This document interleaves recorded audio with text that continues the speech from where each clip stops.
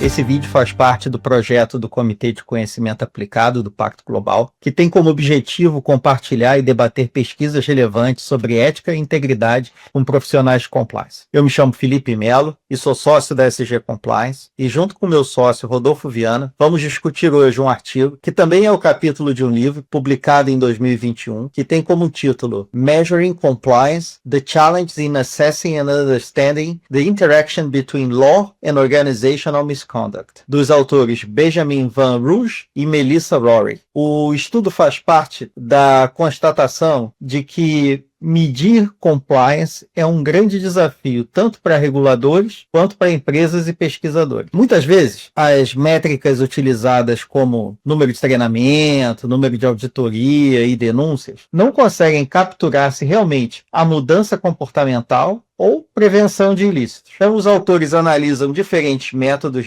de mensuração e mostram os limites de cada um deles, destacando 4 grandes obstáculos: ambiguidade conceitual do termo compliance, que varia entre reguladores, empresas e acadêmicos. Segundo, o chamado dark figure das violações ocultas, ou seja, aquelas que não são reportadas nem detectadas. Terceiro, as dificuldades de estabelecer causalidade entre programas e comportamentos éticos. E, por fim, a heterogeneidade e as limitações dos dados disponíveis, que podem refletir vieses de quem os produz. Então, o artigo conclui que nenhuma abordagem isolada é suficiente. E a recomendação é adotar metodologias mistas, combinando dados quantitativos e qualitativos para equilibrar essa validade e generalização e até trazer mais profundidade.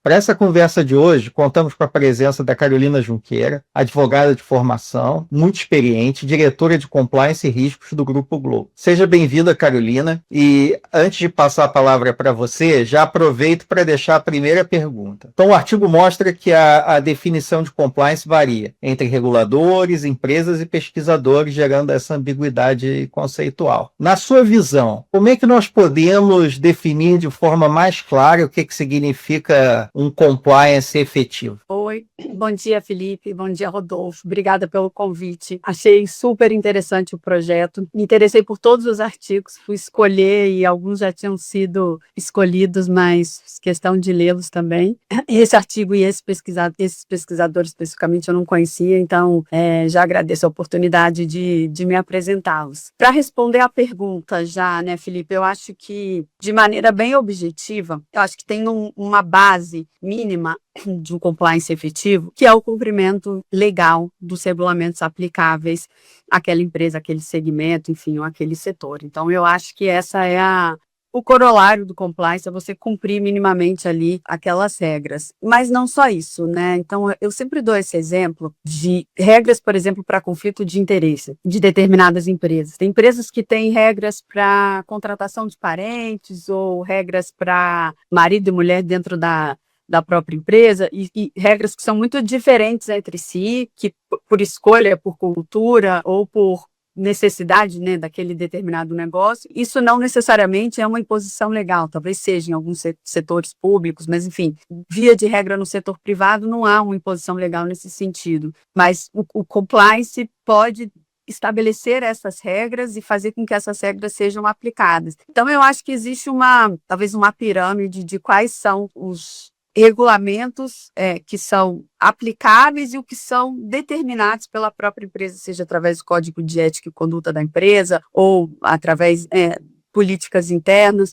Então, eu acho que o compliance efetivo, ele é medido por esse conjunto de normas que são definidas para serem seguidas e, a partir daí, obviamente, seguidas pelas empresas. Muito bom, Carolina. Obrigado, é um prazer também estar aqui participando desse debate contigo. Tem um ponto no artigo, esse artigo é muito interessante, principalmente porque ele traz ali um panorama, tem uma tabela dentro do texto que é fantástica, né? Assim, são vários tipos de métodos de aferição, desde etnografia, pesquisa focal, pesquisa autodeclarada, análise de dados, é muito legal e ele traz ali várias possibilidades de o que aquilo implica, quais são as limitações, para que serve, quais são os pontos positivos. Eu acho que tem um ponto no texto que é muito interessante, que é o que o Felipe já até falou no início, que é o tal da dark figure, que a gente poderia traduzir, assim, com uma tradução livre, por um elemento oculto. Existe um elemento oculto de comportamentos irregulares dentro das organizações, comportamentos antiéticos, comportamentos de não compliance, sobretudo em organizações com muita força de trabalho, com muita gente. E a grande dificuldade é como é que se mede isso, como é que coloca isso, como é que o departamento de compliance coloca isso no seu radar? O texto, ele é muito instigante, né, para o profissional de compliance, porque ele desafia todas as medidas que a gente tradicionalmente usa e provoca, de fato, muita reflexão. Para ser sincera, eu não conhecia a expressão, conhecia claramente o conceito, mas não conhecia a expressão, e ela é ótima porque ela captura exatamente o que o conceito diz, e acho que essa é uma das perguntas que a gente mais recebe num boardroom, por exemplo, né, assim, eu escuto muito perguntas como: o número de denúncias aumentou, por exemplo. Isso é sinal de que o compliance não está sendo efetivo, porque a gente está tendo mais denúncias? E aí eu sempre dou um exemplo durante, enfim, minha experiência passada, eu trabalhei um tempo fora e a gente fazia compliance em vários países do mundo e tinha uma assimetria muito grande de número de relatos nos países. Então, assim, países como o Brasil, o México, os próprios Estados Unidos eram países que você tinha muitos relatos e realidades diferentes de compliance, de cultura, enfim, de ambiente mesmo. E a gente nunca tinha relato na China e na Rússia. Isso não significa que os ambientes na China e na Rússia eram melhores, mas, enfim, significa que você tem uma cultura de silêncio ali, de não falar, de não denunciar. Então, a dark figure é muito importante para a gente, de fato, conseguir medir a eficiência de compliance. E aí eu acho que não tem uma bulletproof mesmo, como o texto fala, mas eu acho que o que vai nos ajudar é um sistema de governança e um sistema de controles robusto, né? Então, através de controles internos que naturalmente vão identificar falhas nos sistemas e prevenir, obviamente, mas também identificar temas de gestão de risco e auditorias internas. Hoje, com mais tecnologia, né, a gente consegue, com análise de dados, identificar questões automaticamente, mas tudo isso parte de uma identificação de quais são os maiores riscos daquela organização. Então, a partir daí, porque você não consegue, não existe um Big Brother de compliance, né? Você não consegue monitorar tudo ao mesmo tempo, mas você consegue identificar, sabendo quais são os seus principais riscos. Então, eu acho que uma avaliação de risco muito bem feita, a gente consegue jogar luz, né, sobre aqueles pontos e, independente de ter relatos ou não, a gente consegue identificar essas dark figures. Não, eu comparto com vocês aí o entusiasmo pelo texto, porque não só eu assim, consigo as lembranças de situações muito parecidas com essas que você falou, Carolina, de boardroom, que as perguntas vêm, o pessoal, né, geralmente eles querem uma segurança, né, mas será que está indo bem, né? Como é que você prova isso? Essa necessidade de ter uma resposta super concreta que valide todos os esforços que estão sendo feitos, né? E essa dificuldade de medir é uma delas. Outra pergunta também que é muito comum, né, pelo menos na minha experiência, e o artigo aborda também, é a questão da causalidade.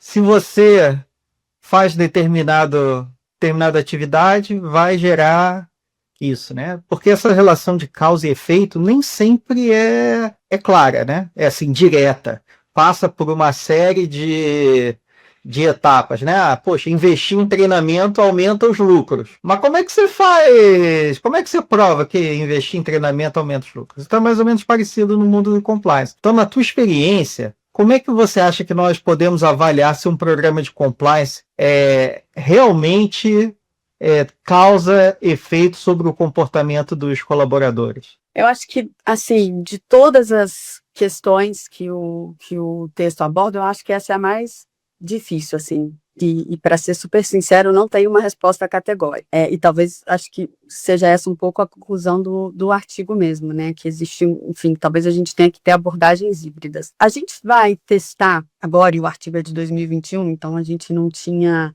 inteligência artificial disponível, né, da forma como ela está hoje, mas uma coisa que a gente vai procurar testar, a gente está, enfim, formatando ainda, é analisar os dados de todos os relatos que a gente recebeu até hoje no canal de ouvidoria, analisar com inteligência artificial e traçar alguns paralelos com alguns indicadores de gestão para exatamente fazer teste de causalidade. Mas eu não tenho a menor ideia se a gente vai conseguir ter uma resposta categórica ou não. Acho que tem aí a gente estava falando, por exemplo, do número de relatos, né? Se o número de relatos aumenta, isso é sinal de que o meu ambiente está pior ou do que o meu ambiente está melhor, porque você tem uma conscientização maior sobre os assuntos, as pessoas se sentem mais seguras para reportar. Na minha experiência, o que eu sempre observei, e por isso que é tão interessante esse cruzamento, né, do pensamento científico com a prática, né? Então, assim, pela minha perspectiva empírica, eu vejo que todas as vezes que a gente estimula um tema, estimula um assunto, a gente vai falar, por exemplo, de discriminação, ou a gente vai falar sobre não retaliação, ou a gente vai falar sobre garantia de sigilo do processo. A gente observa um aumento do número de casos, né? Uma coisa super interessante que eu tenho notado nos canais de ouvidoria, de novo, para dar essa perspectiva prática. A gente tem visto muito mais pessoas trazendo os relatos, seja como vítima ou não, uma camada relacionada à saúde mental. Era um assunto que até 5 anos, 10 talvez, quando eu comecei a trabalhar com compliance, certamente não era falado de uma forma tão aberta nas empresas. E quer dizer, não é nem compliance falando sobre saúde mental, não, a sociedade falando sobre saúde mental.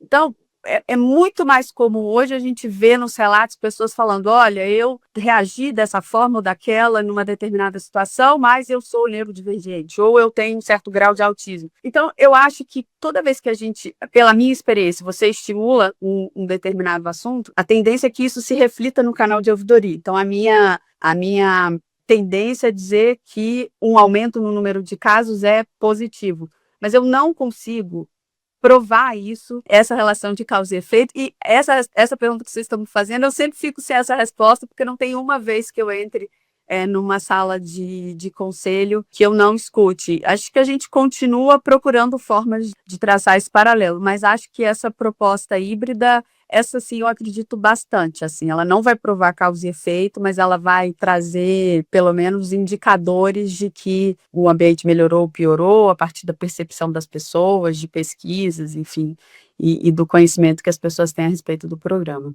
Muito bom. Explorando um pouquinho essas técnicas de medida, de apuração, né, de assessment do programa, ele tem uma classificação que ele mostra que a classificação tradicional entre métodos de apuração são métodos qualitativos e métodos quantitativos. E, ao final, ele propõe a utilização mista desses métodos. Vamos explorar um pouquinho agora as limitações e as vantagens de cada um desses dois métodos. Assim, a gente pode começar com o método quantitativo. Hoje, as empresas que têm uma estrutura de compliance mais robusta, elas estão apoiadas por ferramentas, por equipes, elas conseguem gerar indicadores. Não só do programa, indicadores de outros setores, como auditoria e outros contextos regulatórios, etc. Então, a pergunta aqui é, qual a análise quantitativa desses dados, ela é importante, não é tão importante assim? Quais são as vantagens, quais são as limitações que você vê nessas análises tradicionais, que é o básico que as empresas fazem? Quer dizer, nem toda empresa tem isso, por incrível que pareça, mas quando tem, elas começam sempre uma análise quantitativa. Eu acho que essas duas perspectivas, elas fazem parte de um processo evolutivo de compliance. Então, para de novo usar um exemplo prático, né? Eu comecei a trabalhar com compliance há mais ou menos 15 anos. Aqui no Brasil foi antes da lei de corrupção, fora, né? Já existiam programas de compliance para cumprir com outros regulamentos, mas aqui era bastante incipiente, era muito aquele compliance regulatório, bancário, etc. E quando a gente começou, eu trabalhava nessa época na Ambev e a gente foi fazer o programa de compliance da controladora, né, que era da IB InBev, foi quando eu passei esse tempo fora, e a gente precisava criar um mecanismo de harmonização daquelas práticas e daquelas políticas que funcionasse across the board, né? E o ponto de partida foi exatamente criar estes indicadores quantitativos. Precisamos treinar X% das pessoas. Precisamos ter, no mínimo, 4 reuniões de comitê de ética instituídas por ano. Precisamos, então, a gente criou literalmente um dashboard com 5 indicadores que a gente entendeu que eram prioritários, e esse foi o ponto de partida e o framework para a gente conseguir implementar o programa de compliance. Essa abordagem também virou um artigo científico do Eugene Schultz. Tentei até escolher o artigo dele, mas já estava escolhido. E é um artigo da How to Design a Program, a Compliance Program, e é exatamente esse modelo, que é um modelo que eu acho que funciona muito nesses estágios iniciais. Então, não acho que precisamos descartar. Eu acho que, especialmente em instituições com níveis de compliance menos maduros, é um modelo que funciona muito, é muito efetivo. E funciona para diferentes tipos de compliance. Se você tem esse modelo, você consegue aplicar por exemplo, você cria esse modelo para treinar, para implementar um programa de compliance anticorrupção. A partir daí, você precisa agora cumprir com a nova Lei Geral de Proteção de Dados. É um modelo que funciona também, né? Você muda o regulamento, você muda o tipo de indicador, mas aquele frame já tá pronto. Eu acho que instituições que já tenham compliance maduro, eu acho que aí o que ele propõe é muito válido, é a gente passar a entender quais são os critérios qualitativos para medir causa e efeito. E aí, de novo, eu acho que a pergunta mais instigante do texto é exatamente essa: como é que a gente está medindo causa e efeito aí? O que de fato esse programa está gerando em termos de criar e estabelecer uma cultura ética naquelas organizações. E assim, complementando talvez a pergunta do Rodolfo, essa questão, além dos métodos quantitativos, a questão dos métodos qualitativos para complementar. Tem algum específico que você use ou tenha visto assim, um resultado que se aproxime mais do que você acha como ferramenta para avaliar o compliance? A gente tem usado em alguns materiais, é quase uma brincadeira, mas uma brincadeira que diz muita coisa, né? A Fernanda Torres fala que o máximo da fama é virar meme. Depois que ela virou meme, de todas as formas, ela viu que realmente ela estava famosa. E a gente tem falado isso, que o máximo da nossa fama como compliance é ter virado meme. A gente, claro, está na Globo, que é uma empresa que atrai muita atenção e muita curiosidade das pessoas em geral, mas especialmente nos assuntos de compliance, porque tem pessoas que são conhecidas, que se envolvem em casos, os casos ficam públicos, e a gente não comenta sobre os casos, porque a gente preserva, né, enfim, o sigilo e a confidencialidade, mas a gente já começa a ver vários memes muito engraçados surgindo falando do compliance da Globo. Ah, mas o compliance da Globo não está vendo isso? Ah, mas se eu trabalhasse no compliance da Globo, a minha sexta-feira já estava garantida, a minha diversão estava garantida, eu ia saber o que está acontecendo na briga da novela. Então, assim, a gente diz que tem essa criação mesmo de um consciente coletivo sobre o que é compliance, qual que é o papel do compliance, como é que em que momentos a gente pode acionar o compliance. Eu acho que essa é uma medida qualitativa. Estou falando do meme, que é uma brincadeira, mas essa percepção mesmo, né? Não da liderança da empresa, mas assim, das pessoas em geral, eu acho que é muito importante. Assim, a gente recebe no canal relatos de todos os níveis hierárquicos na empresa, né? A gente tem muitas pessoas em funções operacionais de empresas terceirizadas que procuram um canal adequadamente, né? Assim, dizendo exatamente, sabendo que aquele é um canal que pode ser usado para aquela situação. Enfim, então eu acho que esse consciente coletivo mesmo, a gente conseguir ter a percepção das pessoas no geral de qual é o papel de compliance, eu acho que é uma medida qualitativa interessante.